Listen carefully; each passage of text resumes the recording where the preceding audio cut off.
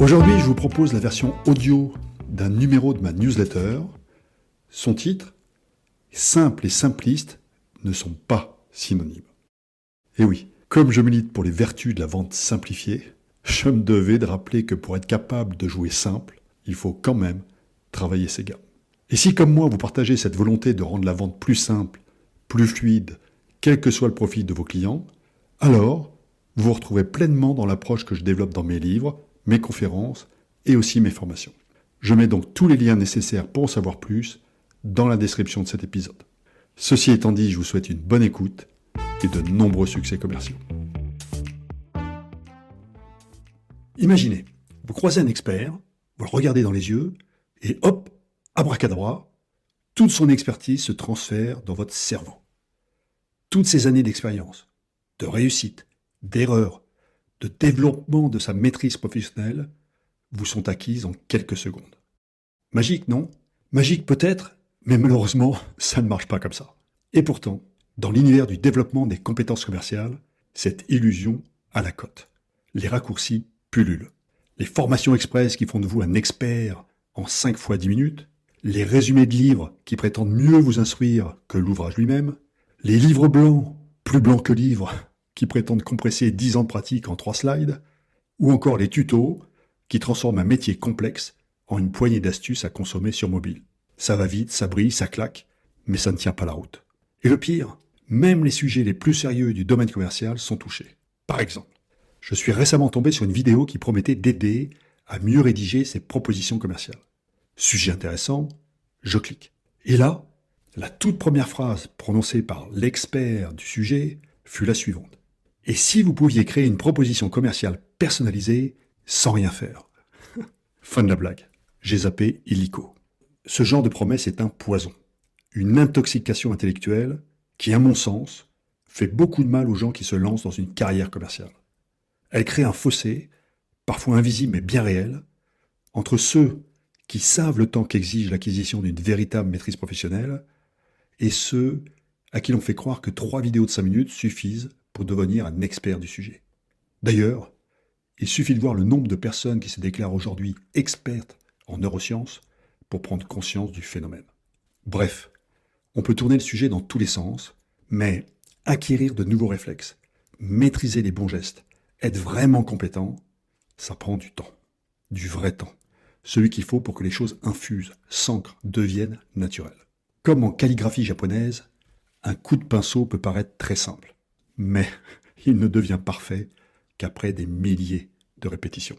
Alors, comme il ne suffit pas de le décréter, je vais vous donner maintenant 3 pistes pour viser la profondeur, aller au bout des choses, pour pouvoir ensuite se donner les moyens de jouer simple.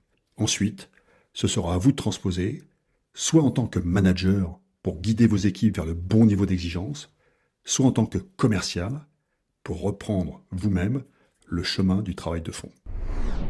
Première piste, découper pour mieux transmettre. Quand on maîtrise vraiment un sujet, on agit souvent de manière fluide, instinctive.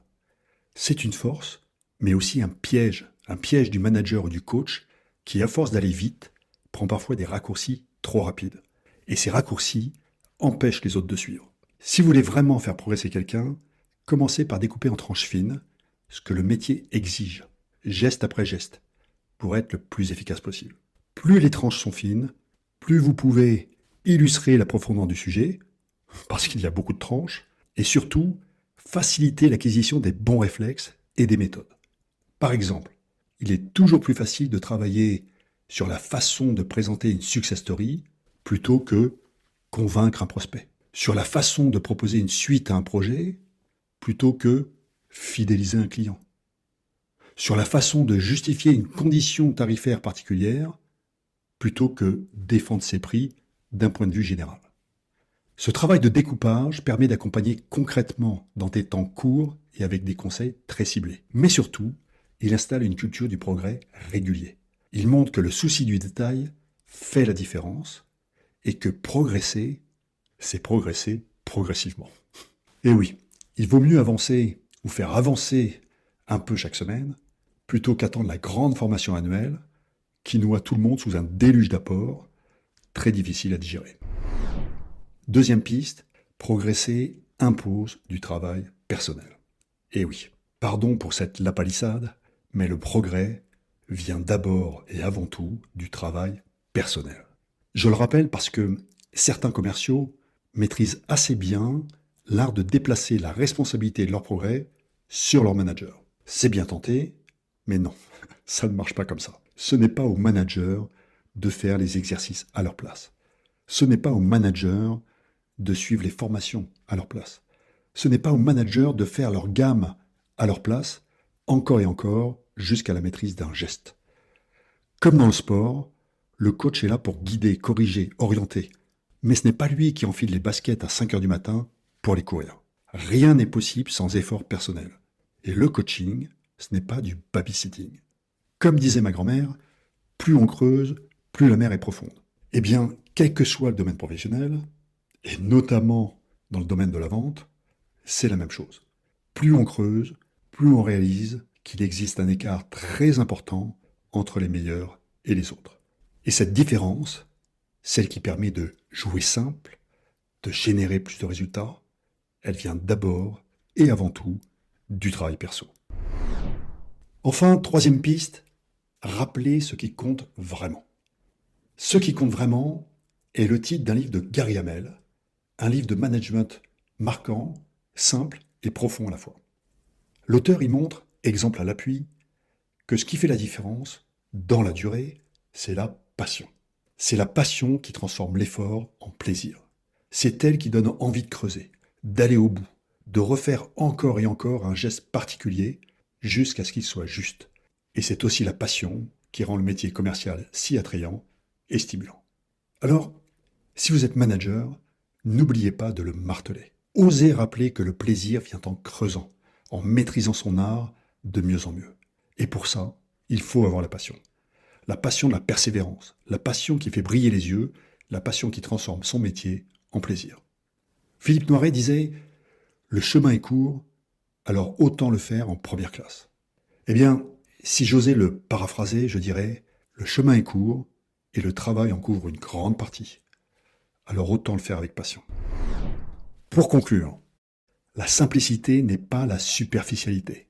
C'est le travail de fond qui permet ensuite de jouer simple. On ne devient pas bon par magie. On progresse en allant dans le détail de chaque compétence clé. Et motiver n'est pas un verbe transitif. C'est la passion, personnelle et assumée, qui rend tout le reste possible.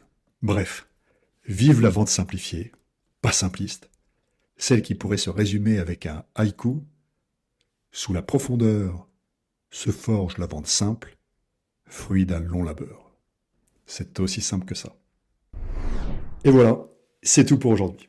Si vous voulez en savoir plus sur mes livres, mes conférences, mes formations commerciales, et sur tous les moyens que je donne aux managers pour suivre et accompagner leurs commerciaux avant, pendant et après les formations, alors rendez-vous sur les liens qui sont dans la description de cet épisode et sur nicolascaron.fr. D'ici là, bon business à tous.